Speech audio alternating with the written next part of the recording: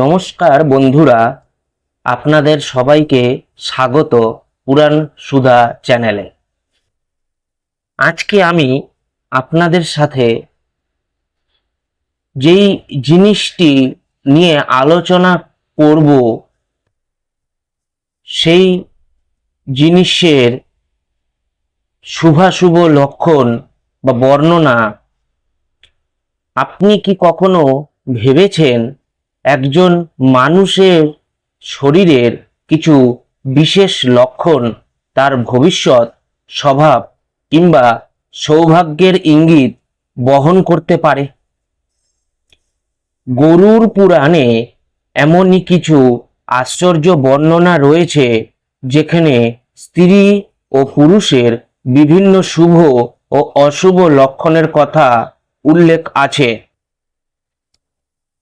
আজকের এই পর্বে আমরা জানব কোন লক্ষণকে সৌভাগ্যের প্রতীক বলে ধরা হয় আর কোন লক্ষণ সম্পর্কে সতর্ক থাকতে বলা হয়েছে। তবে আমাদের মনে রাখতে হবে এগুলো প্রাচীন ধর্মীয় গ্রন্থে বর্ণিত ঐতিহ্যগত বিশ্বাস। আধুনিক বিজ্ঞান বা বাস্তব জীবনে একজন মানুষের চরিত্র ও মূল্যবোধ তার আচরণ, কর্ম এবং ব্যবহারের মাধ্যমেই বিচার করতে হয়। তাহলে চলুন আর দেরি না করে শুরু করা যাক গরুড় পুরাণে বর্ণিত পুরুষের শুভাশুভ লক্ষণের সেই রহস্যময় আলোচনা কি তা আমরা জেনে নিই। ভগবান শ্রীকৃষ্ণ বললেন, স্ত্রী ও পুরুষের শুভাশুভ লক্ষণগুলো এখন বলছি। যে মানুষের পায়ের তলায় কদাপি ঘাম হয় না, পায়ের আঙ্গুলগুলো সকল সংযুক্ত, নখের কালার তাম্রবর্ণ, পাদদ্বয় উষ্ণ ও শিরাবিহীন, আর পাদদ্বয়ের উপরিভাগ কূর্মপৃষ্ঠের ন্যায় সমুন্নত, সেই ব্যক্তি নৃপতিতুল্য সম্মানের অধিকারী হয়ে থাকে। যার পদদ্বয় শূর্পাকার অর্থাৎ রুক্ষ, বক্র, শিরাবিশিষ্ট এবং শুষ্ক, নখগুলো পাণ্ডুর বর্ণ, আঙ্গুলগুলো বিরল, সেই ব্যক্তি নিধন হয়ে থাকে, অর্থাৎ তার অর্থের কষ্ট দেখা দেয়। যার গমনকালে পাদযুগল বিষমভাবে পতিত হয় এবং চরণ রক্ত ও পিত্ত মিশ্রিত, সেই ব্যক্তির বংশ ধ্বংস হয়ে থাকে। যার চরণ শঙ্কুর ন্যায়, সেই মানব ব্রহ্মা হত্যাকারী হয়। যার জানুদেশ জোয়ালের ন্যায় আয়ত, সমানাকার অথবা হাতির সুরের মতো সুগল এবং বিরল ও কোমর রোম বিশিষ্ট, সেই ব্যক্তি রাজা হওয়ার অগ্রাধিকারী হয়ে থাকে। যার জানুদেশের এক এক রোমকূপে দুটি করে রোম দেখা যায়, সেই ব্যক্তি সম্মানীয়, ক্ষত্রিয় ও শ্রীমান হয়। যার প্রতি রোমকূপে তিনটি বা ততোধিক রোম দেখা যায়, সে নির্ধন, দুঃখী ও নিন্দিত হয়ে থাকে। যার কেশ অকুঞ্চিত, তার বিদেশে মৃত্যুর সম্ভাবনা থাকে। যার জানু যুগল রুগ্র, সে ভাগ্যবান। যার জানু অতি খর্ব, সে নিত্য স্ত্রীরতই থাকে। যে মানুষের জানু বিরাট, সে দরিদ্র হয়। যার জানু স্থূল, সেই ব্যক্তি রাজা হয়। যার লিঙ্গ বৃহৎ, সে মানব দীর্ঘায়ু এবং যার লিঙ্গ লঘু সে ধনবান হয়ে থাকে। যার লিঙ্গ অতি স্থূল সে মানব সন্তানহীন ও দরিদ্র হয়ে জন্মগ্রহণ করে। যার লিঙ্গ বাম দিকে সবসময় বিরাজমান তার সন্তান জন্ম হয় না ও অর্থ রোজগার হয় না। যার লিঙ্গ বাঁকা সে পুত্রবান হয় এবং যার লিঙ্গ অধোন্নত তার ধন থাকে না। যার লিঙ্গ লঘু সেই নরের সন্তান উৎপন্ন হয়, আর যার লিঙ্গ শিরাল সেই ব্যক্তি সুখী হয়ে থাকে। যার কোষ দীর্ঘ সে ধনহীন হয়ে থাকে।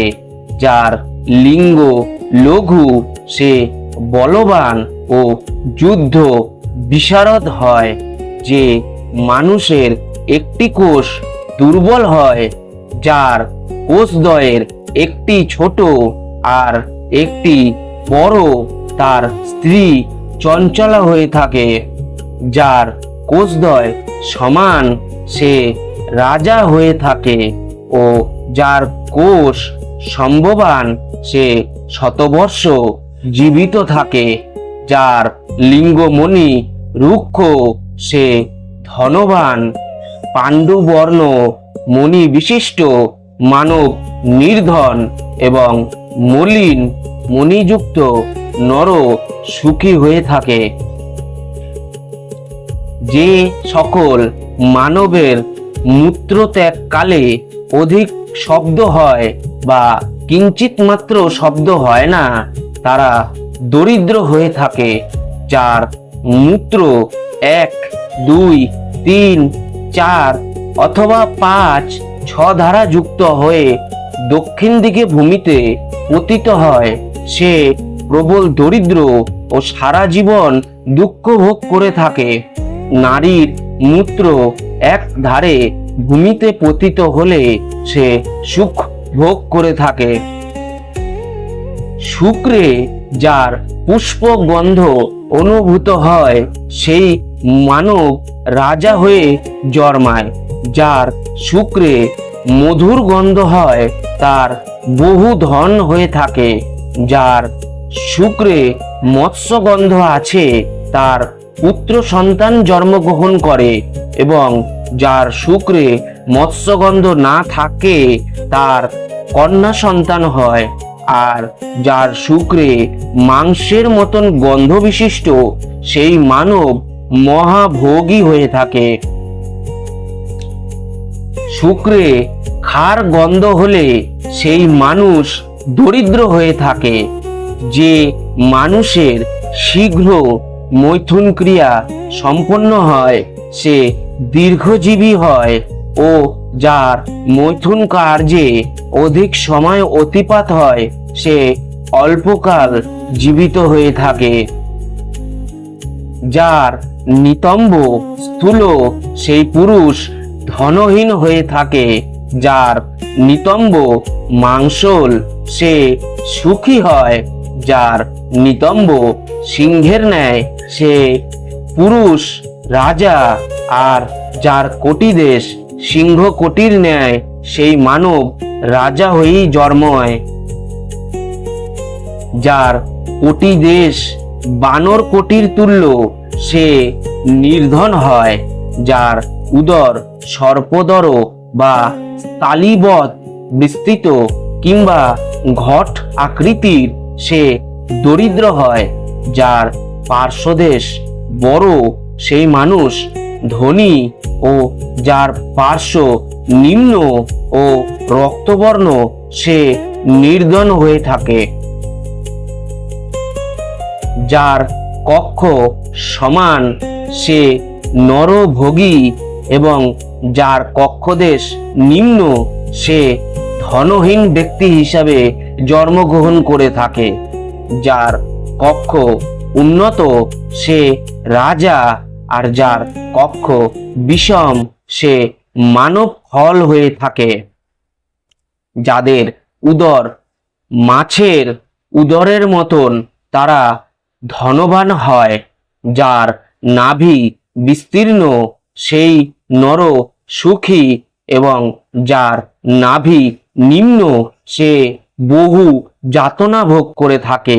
যার নাভির বলি মধ্যগত সেই মানুষের শূল রোগ হয়। যার নাভি বামাবর্ত তার চিহ্নিত থাকলে সে শক্তি সম্পন্ন, যদি দক্ষিণাবর্ত রেখাযুক্ত হয় তাহলে সে মেধাবী, আর পার্শ্বদেশে বিস্তৃত হলে সে চিরজীবী, এবং উন্নত হলে ঐশ্বর্যশালী, অধমুখ হলে গোধন সম্বলিত, আর পদ্মের অভ্যন্তর ভাগের ন্যায় গভীর হলে মানুষ রাজা হয়ে থাকে। যে মানুষের উদরে একটিমাত্র বলি দৃষ্ট হয় সে শতবর্ষকাল জীবিত হয়ে থাকে। এই রূপ দ্বিবলি বিশিষ্ট পুরুষ শ্রী সম্পন্ন এবং ত্রিবলিযুক্ত মানুষ অধ্যাপক হয়ে থাকে। এই সকল বলি সরল হলে সেই মানুষ সুখী হয়। যার উদর বলি বক্র থাকে সে অধম্যগামী হয়, এবং যাদের পার্শ্বদয় স্থূল সেই মানুষ রাজা হয়ে থাকে। যে পুরুষের স্তনের অগ্রভাগ উন্নত নয় সে সৌভাগ্যবান হয়ে থাকে, এবং যার স্তনদ্বয়ের অগ্রভাগ বিষম ও দীর্ঘ সে নির্ধন হয়ে জন্মগ্রহণ করে। যার বুকের রোমরাজি কর্কশ ও শিরা সকল সুস্পষ্ট লক্ষিত হয় সেই দরিদ্র হয়, এবং যার বক্ষদেশ উন্নত সে ভোগী হয়। যার বক্ষদেশ নিম্ন সে দ্রব্যহীন হয়, এবং যার বক্ষদেশ স্থূল সেই মানব ধনী হয়ে থাকে। যার কণ্ঠ চ্যাপ্টা সে নির্ধন হয়ে জন্মগ্রহণ করে। যার গলদেশ শুষ্ক কিন্তু শিরাগুলি উন্নত সেই মানবী সুখ ভোগ লাভ করে। যার গ্রীবা মহিষ গ্রীবার ন্যায় সে বলবান, আর যার কণ্ঠদেশ মৃগ কণ্ঠবৃত সেই মানব বিবিধ শাস্ত্রে পারদর্শী হয়ে থাকে। যার গ্রীবা শঙ্খের ন্যায় সেই মানুষ রাজা হয়ে জন্মগ্রহণ করে, আর যার কণ্ঠদেশ লম্বা সে দরিদ্র হয়েই জন্মায়। যার পৃষ্ঠদেশে অসংখ্য রোমশ থাকে তাকে অশুভ বলে জানবে। কক্ষদেশ অসত্য পত্রের মতো আকৃতি বিশিষ্ট, সুগন্ধযুক্ত ও মৃগরোমের ন্যায় রোমযুক্ত যদি হয় তা অতিশয় প্রশস্ত। এর বিপরীত হলে অশুভ লক্ষণ বলে বুঝতে হবে। যার বাহু যুগল মাংসল কিঞ্চিত বক্র বিশাল জানু পর্যন্ত লম্বিত সুগোল ও স্থূল সেই মানব রাজা হয়ে থাকে। যার বাহুদয় রোমশ ও খর্ব সে নির্ধন হয়। বাহু যুগল হস্তি শুভব্রত সুবৃত হলে তা শুভ চিহ্ন বলে ধরে নিতে হবে।